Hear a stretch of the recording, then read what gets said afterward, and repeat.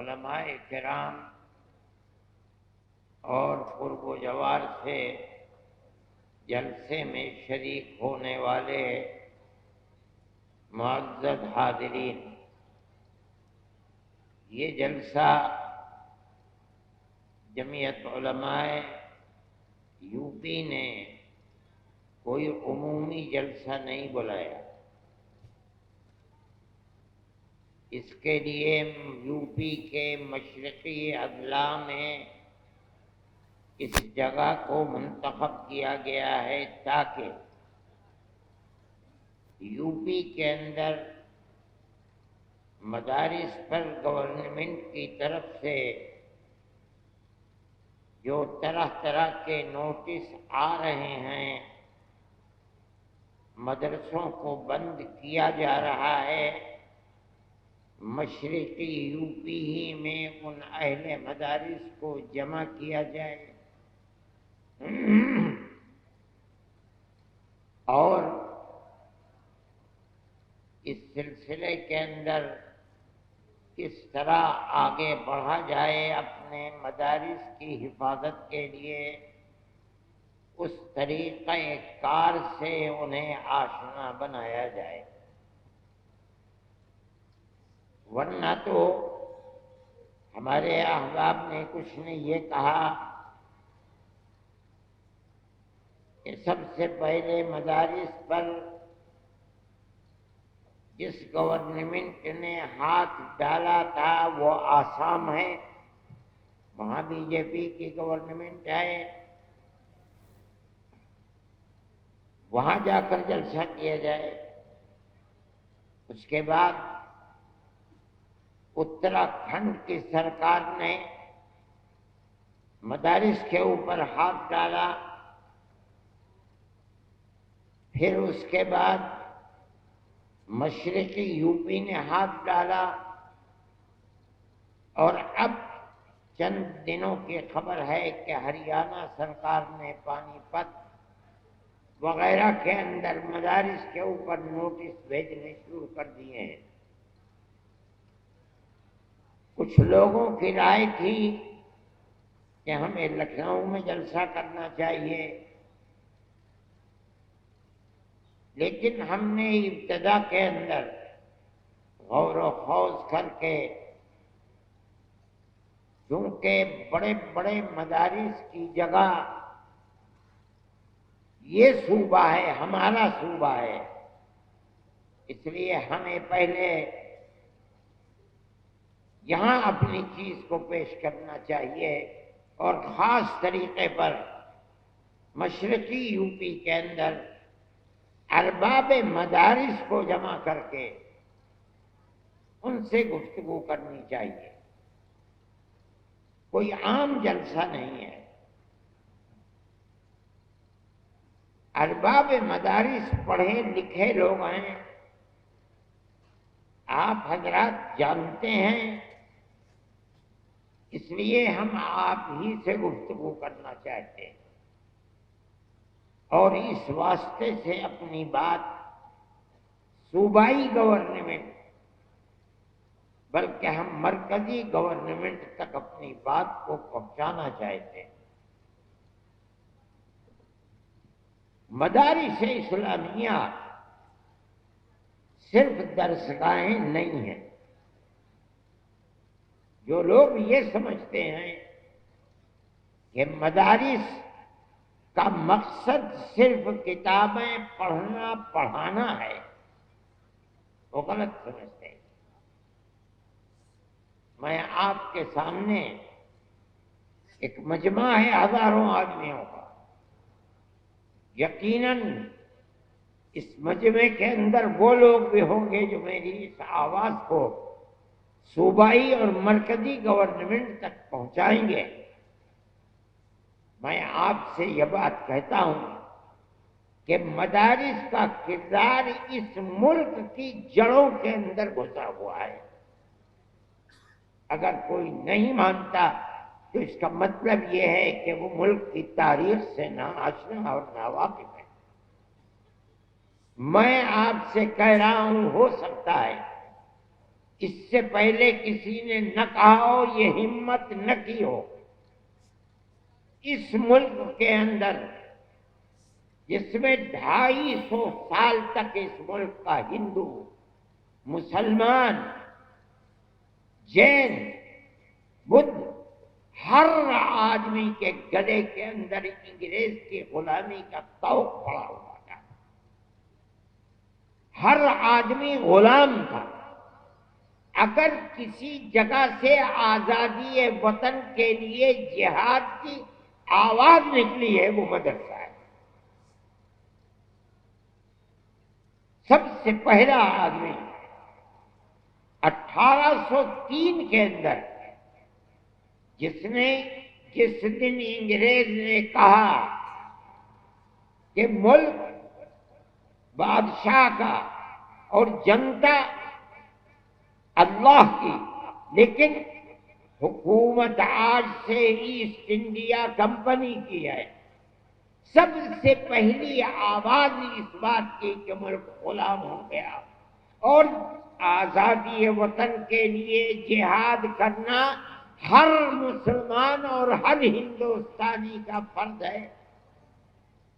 ایک عالم دین کی آواز تھی جو حضرت شاہ ولی اللہ محدث دہلوی کے بیٹے اور ان کے بیٹوں میں سب سے زیادہ علم جن کے دماغ اور سینے کے اندر پیوستہ، شاہ عبدالعزیز صاحب محدث دہلوی، ایک مدرسے کے اندر دلی میں، جس کو لوگ ان کے دادا کے نام پر رحیمیہ مدرسہ کہتے ہیں، آج بھی وہ کلا محل کے اندر اس مدرسے کی باقیات موجود ہیں۔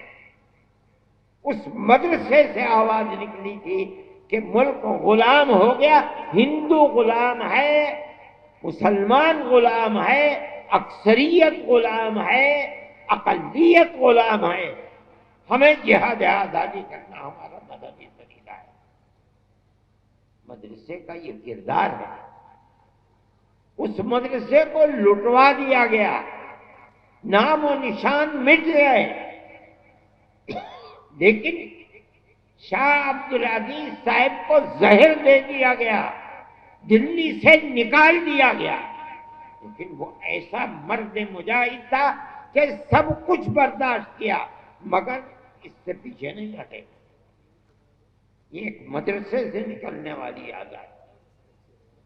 میں کہتا ہوں کہ آج جن مدرسوں کے اندر تالے لگائے جا رہے ہیں، یہی مدرسے تھے۔ سب سے پہلا مدرسہ دلی کا مدرسہ تھا، جس نے غلامی کے خلاف آواز نکالی اور اتنے بڑے بڑے افراد کو پیدا کر دیا جنہوں نے 150 سال کی محنت کے بعد ملک کو آزاد کرا دیا۔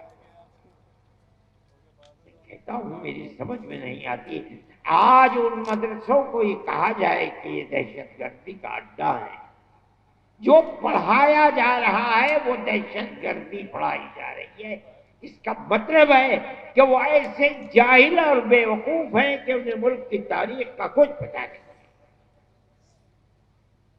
پھر آپ دوسری جو سب سے بڑی چیز ہے وہ مساجد کے اوپر ہے، بلڈوزر چلائے جا رہے ہیں، جاہل ہیں، لوگ نہیں جانتے۔ حضرت شاہ عبدالعزیز صاحب نے مرکز مسجد کو بنایا اور ایک اپنے خاندان کے شاہ اسماعیل شہید اور ایک آپ کے قریب رائے بریلی کے حضرت مولانا علی میاں صاحب رحمۃ اللہ علیہ کے آباء و اجداد میں جو ان سے متعلق تھے شاہ عبدالعزیز سے، ان دونوں کو جہاد آزادی وطن کے لیے کھڑا کیا۔ لوگ نہیں جانتے، اور مرکز ایک مسجد کو بنایا دلی کے اندر، اس کا نام تھا اکبری مسجد، جس کو شاہ جہاں کی بیٹی اکبری بیگم نے اس مسجد کو تعمیر کیا تھا۔ اس مسجد کو سید اسماعیل شہید رحمت اللہ علیہ کی تحریک کے لیے مرکز بنایا گیا، وہ تحریک یہیں سے چلی ہے۔ ان مسجدوں کو کہا جاتا ہے کہ ان کے اندر تالے بند کرو، بلڈوزر سے ان مسجدوں کو گرا دو۔ ارے پاگل ہو، بے وقوف ہو، اگر تمہارے گردن کے اندر غلامی کا طوق پڑا ہوا تھا، تم غلام تھے انگریز کے، تمہارے اندر ہمت نہیں تھی کہ تم انگریز کے خلاف کچھ کہہ سکو، اگر آواز اٹھی ہے انہی مسجد اور انہی مدرسوں سے اٹھی ہے۔ آج لوگ نہیں جانتے انگریز نے اس مسجد کو جو اکبری بیگم شاہ جہاں کی بیٹی کی بنائی ہوئی تھی، ان کی تحریک کے خلاف اس کو تہس نہس کر دیا، دفن کر دیا۔ وہ پارک ہے، ایڈورڈ پارک اس کا نام تھا، آج سبھاش اس کا نام ہے۔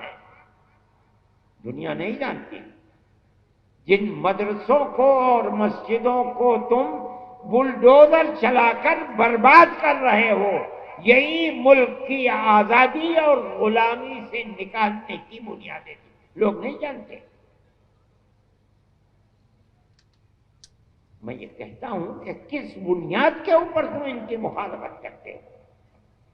یہی مدرسے تھے کہ اس کے بعد جب تم نے ان مدرسوں کو برباد کرا دیا، انگریز نے برباد کیا، تحریک اپنی جگہ پر رہی، ختم نہیں ہوئی۔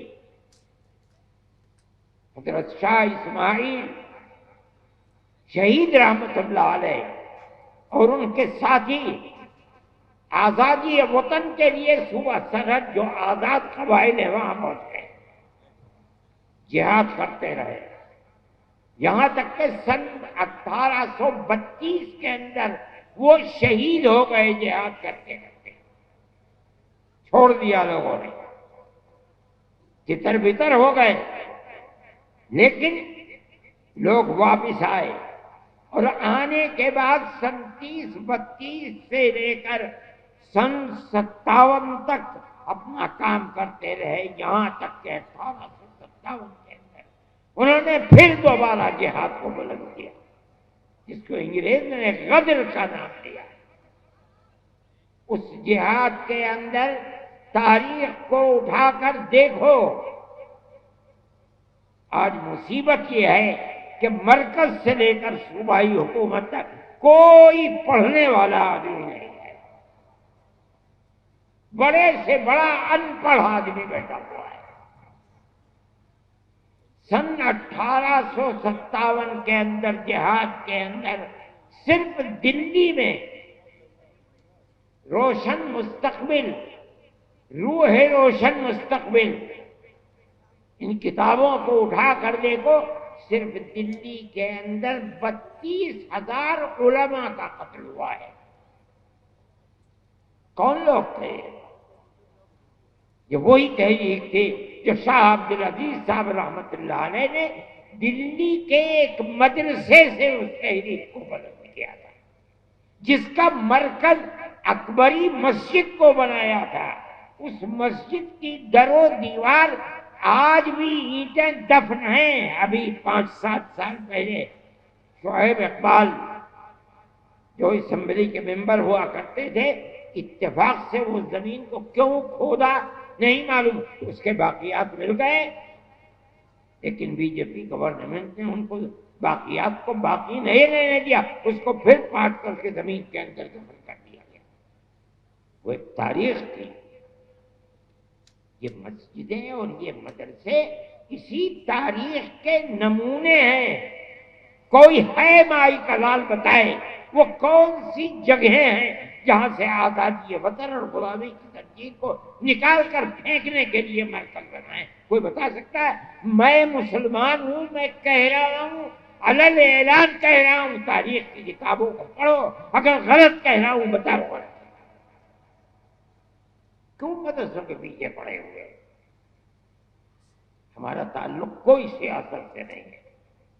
پھر دیکھیے، جب 1857 کے اندر 2 لاکھ مسلمان شہید کر دیا گیا، ابھی 1-1.5 مہینہ پہلے، بلکہ 1 ہی مہینہ ابھی ہوا ہے کہ جب وقف کے مسئلے کے اندر پارلیمنٹ کے اندر گفتگو ہوئی تو ایک ہندو بڑی بہترین اردو بولنے والا، میرے اس کے باپ سے تعلقات تھے، جو آسام کا چیف منسٹر تھا، اس کا بیٹا ہے گوگوئی، اس نے تقریر کی، پارلیمنٹ میں کہا کہ 2 لاکھ مسلمانوں نے اپنی جان آزادی وطن کے لیے دی ہے۔ ان لوگوں کے نام لیے جنہوں نے آزادی وطن کے لیے اپنی جان کو قربان کیا ہے، اور یہ ایک حقیقت ہے۔ نتیجہ کیا ہوا اس کا؟ ملک آزاد ہوا۔ کیسے کیسے افراد پیدا کیے۔ دارالعلوم کی بنیاد اسی پر بنی ہے۔ جب 1857 میں خدا کی قدرت آزادی وطن کے لیے جو لوگ کھڑے ہوئے تھے انگریز کے خلاف، ان کے حق میں فیصلہ اللہ کا نہیں تھا، ناکام ہو گئے۔ بچے گھروں کے اندر باپ شہید کر دیا گیا، کوئی نام لینے والا نہیں ہے، گھر میں کچھ نہیں ہے، بچے بھیک مانگنے کے لیے باہر ہیں، ماں اپنی عزت کو بچائے ہوئے گھر کے اندر بیٹھی ہوئی ہے۔ چرچ کے لوگ نکل رہے ہیں، ان بچوں کا ہاتھ پکڑ رہے ہیں، ہمیں دو بچے کو، ہم اسے مفت پڑھائیں گے، مفت لکھائیں گے، مفت کپڑے دیں گے پہننے کے لیے، پڑھا کر کے ملازمت دیں گے کہ اپنے پیٹ کو بھی پالے گا، تمہارے پیٹ کو بھی پالے گا۔ اس صورتحال کو جب عام معافی کا اعلان ہوا اور ان مدرسوں کا بنیادی کردار رکھنے والے حضرت نانوتوی اور حضرت گنگوہی اور ان کی جماعت نے دیکھا تو بیٹھ کر میں مدرسوں کے بنانے کا فیصلہ کیا، اور ٹھیک 9 سال کے بعد سن 1866 کے اندر دارالعلوم کی بنیاد ڈالی۔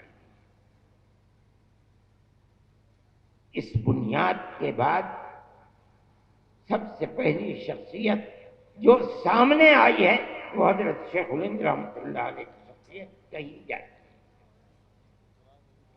ان کے شاگردوں کے شاگرد یہ لوگ ایسے تھے کہ جن کے رگوں پے کے اندر خون تھا، اور وہ خون آزادی وطن کا تھا۔ وہاں سے پھر آزادی کی تحریک، چین سے نہیں بیٹھے، 2 مرتبہ شکست ہوئی۔ ایک مرتبہ تو وہ شکست ہوئی جس کے اندر شاہ عبدالعزیز صاحب کے 2 شاگرد تھے، اور ایک مرتبہ 1857 کی شکست۔ اس کے بعد انہوں نے دارالعلوم دیوبند کی بنیاد ڈالی۔ کس لیے؟ حضرت شیخ الہند رحمۃ اللہ علیہ فرمایا کرتے تھے کہ حضرت الاستاذ حضرت نانوتوی رحمۃ اللہ علیہ نے جس لیے دارالعلوم کی بنیاد رکھی میں اسے جانتا ہوں۔ صرف کتابوں کا پڑھانا نہیں تھا، بلکہ غلامی کی زنجیروں کو توڑ کر پوری قوم ہندو مسلم کی قوم کو زندہ و آزادی کے ساتھ ملک میں جینے کا حق دلانا تھا۔ یہی بنیاد تھی کہ وہ تنہا نہیں بیٹھے، انہوں نے اپنے شاگردوں کو لیا۔ دارالعلوم کی بنیاد جس مقصد کے لیے پڑی وہ یہ مقصد تھا۔ پھر ایک مدرسہ نہیں، اس مدرسے سے 50 سال کے اندر سن 66 سے لے کر تقریباً 80 سال کے اندر ہزاروں مدرسے ملک کے اندر بنا دیے گئے، یہاں تک کہ سن 47 کے اندر ملک آزاد ہو گیا۔ ان مدرسوں کی بنیاد کیا تھی؟ آزادی وطن بنیاد تھی، غلامی کی زنجیروں کو توڑنا تھا، یہی بنیاد تھی کہ حضرت شیخ الہند رحمۃ اللہ علیہ نے آخری سانس ملک کی آزادی کے لیے انہوں نے اور ان کے شاگردوں نے، مفتی کفایت اللہ صاحب شاہجہاں پوری، حضرت مدنی، انور شاہ کشمیری، اور اس کے بعد ان کے شاگرد، یہاں تک کہ ملک سن 47 کے اندر آزاد ہو گیا۔ اور حضرت شیخ الہند رحمۃ اللہ علیہ کے اندر اللہ نے آزادی وطن کے لیے کتنی طاقت رکھی تھی اور کیسا جذبہ تھا، ایسے افراد دنیا کے اندر کب ملتے ہیں۔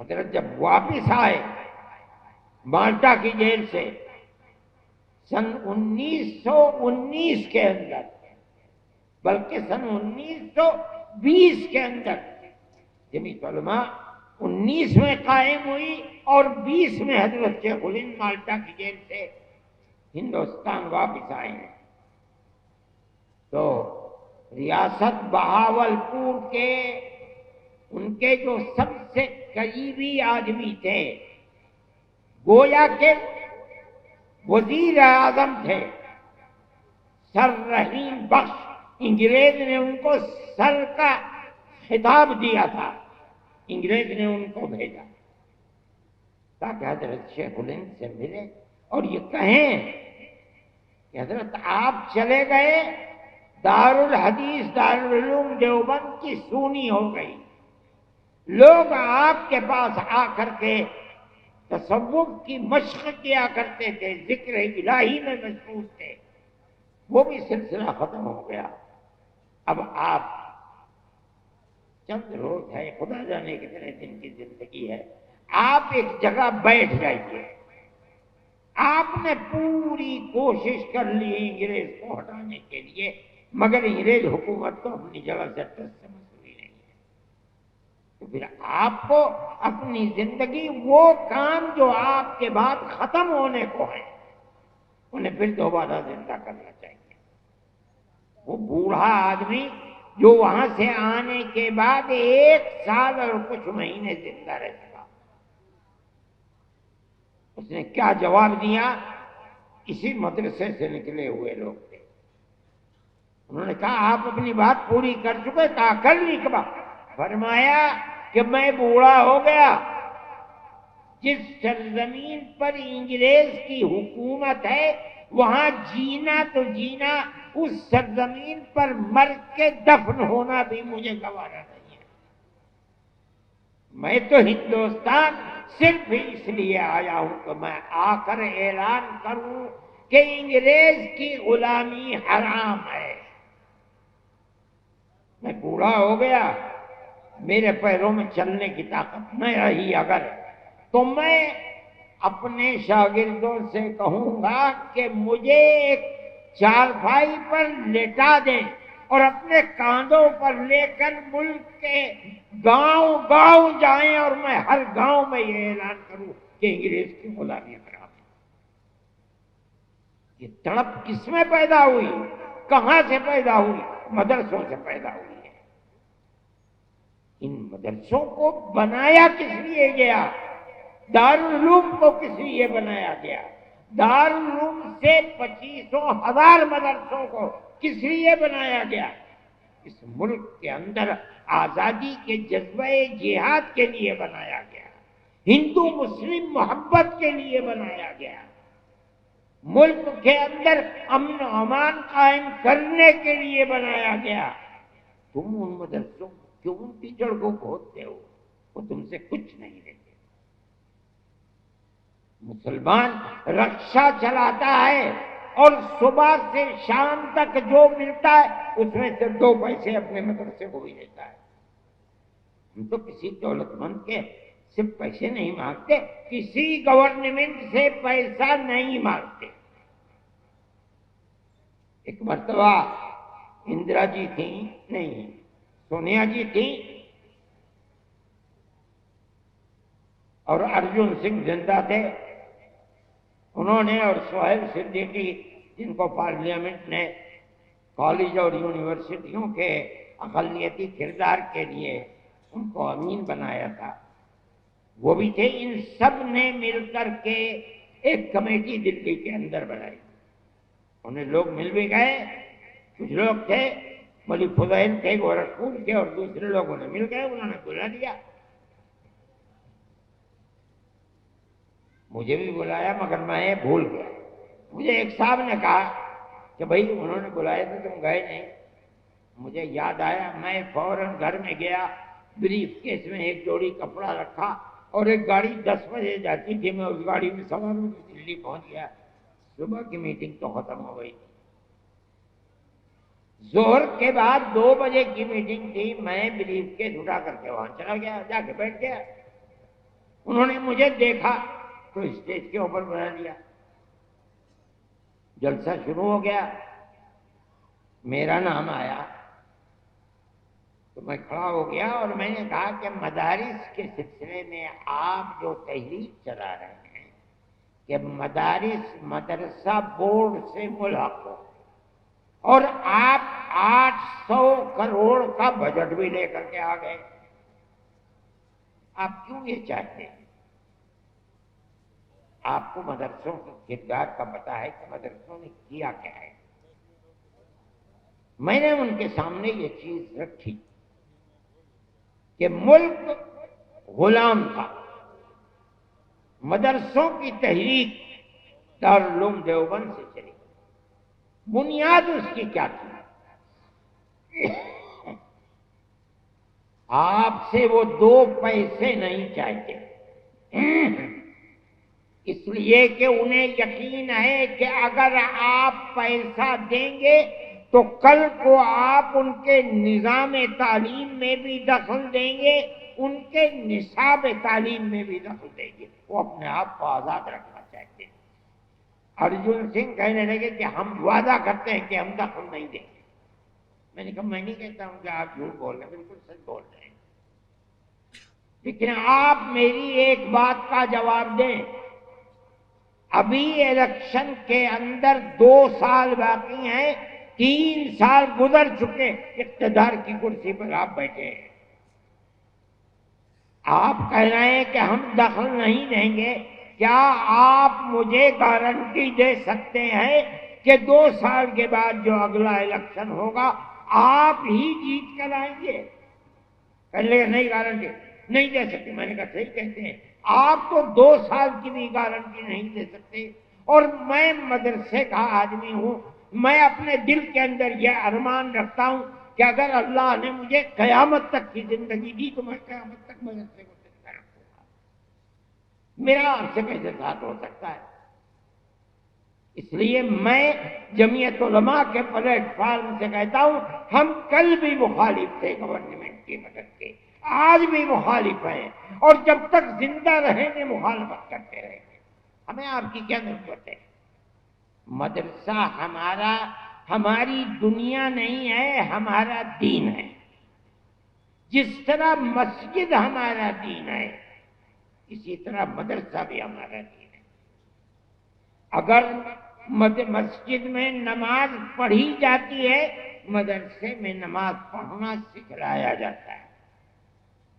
اگر مسجد میں قرآن پڑھا جاتا ہے، مدرسے میں قرآن پڑھنا سکھلایا جاتا ہے۔ دونوں ایک چیزیں ہیں۔ جب ہم مسجد میں آپ سے کوئی مدد نہیں لیتے، ہم مدرسے میں کیوں آپ سے مدد لیتے؟ ہم نہیں آپ سے مدد لینا چاہتے۔ میں نے یہ بات کہی، میرے آدمی تھے وہاں بہت، لیکن صبح سے جو سن رہے تھے سب خاموش بیٹھے ہوئے تھے۔ میرے بعد ایک اور صاحب کھڑے ہوئے، پہلے تو انہوں نے یہ کہا کہ آپ نے مجھے وقت دیا اور ارشد کے بعد وقت دے دیا۔ میں نے کہا آپ مطمئن رہیں، آپ نے میری بات سنی ہے، میں آپ کی بات سنوں گا، کوئی میں نقد نہیں کروں گا، میرے اندر یہ ہمت ہے۔ انہوں نے بولنا شروع کیا، تھوڑی دیر کے بعد جیسے انہوں نے کہا کہ مدرسوں نے اپنے کردار کو ختم کر دیا، بس وہ تو سارے لوگ کھڑے ہو گئے اور نکالو اور مارو اور بھگا دے رہے تھے۔ میں نے سہیل صدیقی کے اوپر ہاتھ رکھا، میں نے کہا بھائی چم میں جا رہا ہوں، پکڑ لیا مجھے، خدا کے لیے مت جاؤ، اس مجمع کو قابو نہیں کر پائیں گے۔ میں نے انہیں سمجھایا، وہ بیٹھ گئے۔ میں یہ بات کہتا ہوں کہ گورنمنٹ کی طرف سے کوئی بھی ایسی بات جو مدرسے اور مسجدوں کے اوپر کوئی زنجیر باندھنے کی چیز ہے، کیوں ہو رہا ہے؟ مدرسے نے تو اس ملک کی آزادی کے لیے سب سے پہلی آواز مدرسوں نے اٹھائی ہے۔ وہ مسجد جس کو انگریز نے مکمل تباہ کر دیا اکبری مسجد. کیا ہوا تھا وہاں؟ غلامی کی زنجیر کو توڑنے کی تحریک وہاں سے چلی. آج بھی اگر زمین کو کھودو گے ایڈورڈ پارک کی تو وہاں سے وہ ان کی دیواریں مل جائیں. آج انہی مسجدوں کے لیے یہ صورتحال چل رہی ہے. کیسے قابل قبول ہو سکتی ہے؟ ہم یہ سمجھتے ہیں کہ ملک کے اندر جو چیز جو ذہن پنپ رہا ہے وہ اس ملک کو تباہی کی طرف لے کر کے جاتا ہے. ایک چیز نہیں ہے، مدرسے اور مسجدوں کا مسئلہ ہے. اسلام کے خلاف جو تحریکیں چل رہی ہیں وہ تحریکیں انتہائی بدترین تحریکیں ہیں. سب سے پہلا مسئلہ ہے طلاق. ہم اس کے اوپر خاموش رہے. ہم گورنمنٹ کے مقابلے میں نہیں آئے. ہم نے یہ سوچا کہ بھئی ایک چیز ہے، چلو جس کے دل کے اندر ایمان ہے وہ اسلام کے قانون پر عمل کرے گا. جو کورٹ میں جائے گا کورٹ اس کے لیے فیصلہ کرے گا. لیکن اس کے بعد اسلام کے نظام کو درہم برہم کرنے کے لیے آگے آ گئے. اتراکھنڈ کے اندر یہی صورتحال چل پڑی. پھر چلیے اتراکھنڈ کے اندر چل رہی تھی. مرکزی گورنمنٹ نے اس کے سلسلے میں تمام ادیان کو ملا کر کے ایک نیا دین بنانے کی بات کو شروع کر دیا. ہم اس کے مخالف ہیں.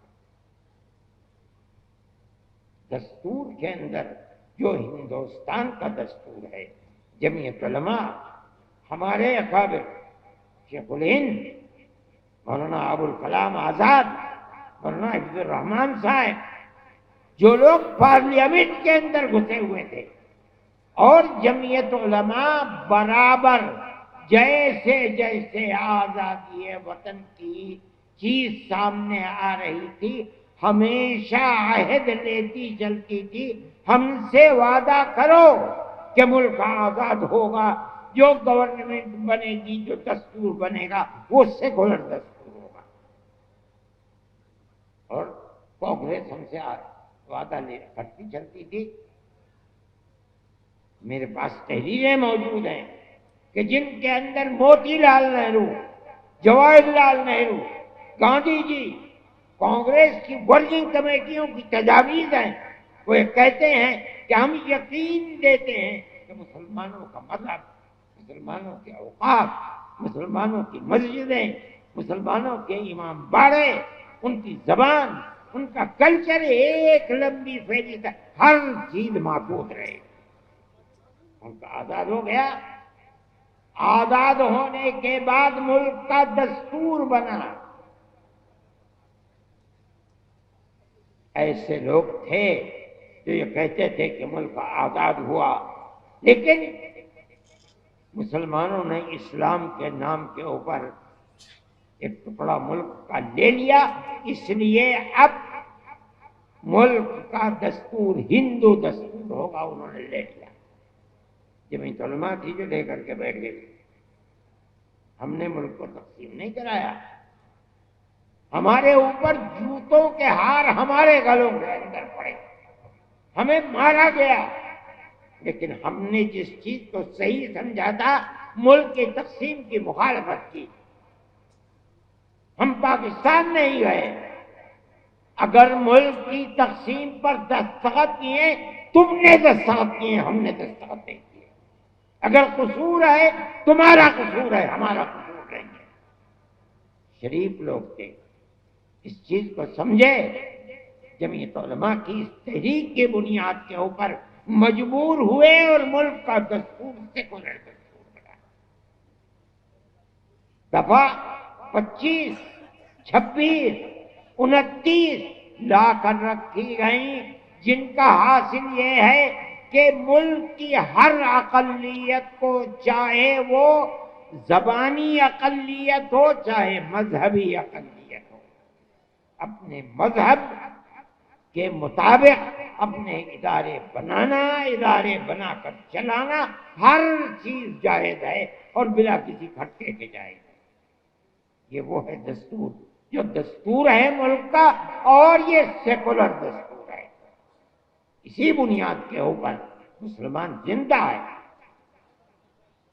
آج فرقہ پرست طاقتیں دستور کی ان شقوں کو کاٹ نہیں سکی ابھی تک، لیکن اس کے خلاف کام کر رہے ہیں۔ کس بنیاد پر ہماری مسجدوں کو توڑا جا رہا ہے؟ آپ کو ہمارے مدرسوں سے کیا لینا ہے؟ ہمارے مدرسے کے اندر پڑھنے والے کوئی احتجاج نہیں کرتے، بسوں کو آگ نہیں لگاتے، ریلوں کو آگ نہیں لگاتے، کوئی جھگڑا نہیں کرتے، امن و امان کے ساتھ زندگی گزارتے ہیں، پڑھتے ہیں اور اپنی زندگی کو گزارتے ہیں۔ آپ کے اوپر کیوں شاخ گزرتی ہے یہ بات؟ کیا آپ ملک کے امن و امان کو پسند نہیں کرتے؟ میرے بھائی، جمعیت علماء کا یہ دستور ہے، جمعیت علماء اس چیز کو لے کر چل رہی ہے، آپ حضرات کو اس کی طرف توجہ کرنی چاہیے۔ میں یہ کہتا ہوں کہ آپ کو دستور نے حق دیا ہے، ہم اس چیز کو لے کر جمعیت علماء کورٹ میں چلی گئی ہے، سپریم کورٹ کے اندر، ان حالات میں جبکہ حکومتوں کی بنیاد نفرت کی سیاست پر ہے، جمعیت علماء نہیں سمجھتی کہ کوئی اور راستہ ہے علاوہ اس کے کہ ہم سپریم کورٹ کے کنڈی کو کھٹکھٹائیں۔ ملک کے اندر ہر وہ قوم، ہر وہ اقلیت جس کے پاس راستے بند ہیں، راستہ نہیں ملتا، تو اور کوئی صورت اس کے سامنے نہیں ہے کہ وہ سپریم کورٹ کو جا کر کے اس کے دروازے کو کھٹائے۔ ہم اس کے دروازے کو کھٹاتے ہیں۔ آپ کو اندازہ نہیں ہوگا شاید، ہم 500 سے زائد افراد ہیں جن کے مقدمات کو supreme court, high court, lower court کے اندر لڑ رہے ہیں۔ ان مقدمات کے اندر ہمارا کروڑوں روپیہ خرچ ہوتا ہے سال میں، ہمارا کیا ہے؟ ہماری جیل سے توڑے جاتا ہے، اس ہاتھ سے لیتے ہیں اور اس ہاتھ سے خرچ کر دیتے ہیں۔ جمعیت علماء کا یہ کردار ہے، جمعیت علماء اس کے لیے کام کر رہی ہے۔ سپریم کورٹ کے سوا ہمیں کوئی چیز نظر نہیں آتی۔ وقف کے سلسلے کے اندر ہم سپریم کورٹ میں گئے اور بڑے سے بڑا جو وکیل کپل سبل، جو ایک دن میں 5 منٹ کے لیے اگر کورٹ میں گئے 15 لاکھ روپے کی فیس لیتے ہیں۔ ہم جاتے ہیں، ان کو پیش کرتے ہیں، انہوں نے 3.25 گھنٹے کھڑے ہو کر کے وقف کے مسئلے کے اوپر گفتگو کی ہے۔ سارے ہندوستان کیا ساری دنیا نے اس کو دیکھا ہے؟ جمعیت علماء کے وکیل تھے۔ ہوتا کیا ہے اس کو اللہ جانتا ہے، لیکن جمعیت علماء سپریم کورٹ میں جاتی ہے، ہم بھی جائیں گے سپریم کورٹ میں، ہر بنیاد کو لے کر کے جائیں گے، جہاں ہمیں راستے نظر نہیں آئیں گے ہم جائیں گے۔ لیکن ہم یہ بات کہتے ہیں کہ ملک کی ایک پرانی تاریخ ہے، آج سے نہیں، 1400 سال سے ہماری تاریخ ہے اس ملک کے۔ پہلے ملک کے اندر راجا اور رجواڑوں کی حکومت تھی، مسلمان زندہ تھا اور اپنے مذہب کے ساتھ اس ملک میں زندہ تھا، کیرلا سے لے کر سندھ تک زندہ تھا۔ اس کے بعد بابر آئے اور دوسری لوگ وسط ایشیا سے آئے اور انہوں نے حکومتیں کر لی، مسلمان اپنے مذہب کے ساتھ زندہ تھا۔ بہادر شاہ ظفر آخری بادشاہ تک چلے گئے، اس کے بعد انگریز کی حکومت، مگر مسلمان اپنی آزادی مذہب کے ساتھ زندہ تھا۔ اس کے بعد یہ آئی حکومت، کانگریس کی حکومت کے اندر ایسا مسئلہ مسلمان کے ساتھ نہیں تھا۔ کانگریس کی حکومت ختم ہوئی، اب اس کے بعد یہ لگتا ہے کہ اس دستور کو بھی آگ لگا دی جائے گی اور مسلمان کو مذہب کے اعتبار سے نقصان پہنچایا جائے گا۔ میرے بھائی، ہم یہ سمجھتے ہیں کہ جب تک یہ دستور زندہ ہے، آپ کو نہ کرنے کا کچھ حق ہے، اور ہم جائیں گے کورٹ میں، پہنچ گئے ہیں کورٹ کے اندر، فیصلہ کب آتا ہے کب نہیں ہوتا ہے ہمیں اس سے کوئی فکر نہیں۔ ہمارا ماننا یہ ہے کہ ملک کے اندر امن و امان رہ سکتا ہے تو اس کی صورت صرف یہی ہے کہ ملک کی ہر اقلیت اور اکثریت ایک دوسرے کے ساتھ مٹھی کی انگلیوں کی طرح سے جڑ کر رہے، جمعیت علماء اسی طرح زندہ رہتی ہے اور کام بھی اسی طریقے پر کرتی ہے، ہم اس چیز کو لے کر پہنچیں گے۔ لیکن میں یہ کہتا ہوں کہ یہ نظریہ دل میں پیدا کیوں ہوتا ہے کہ آپ مسلمان کو نقصان پہنچائیں اور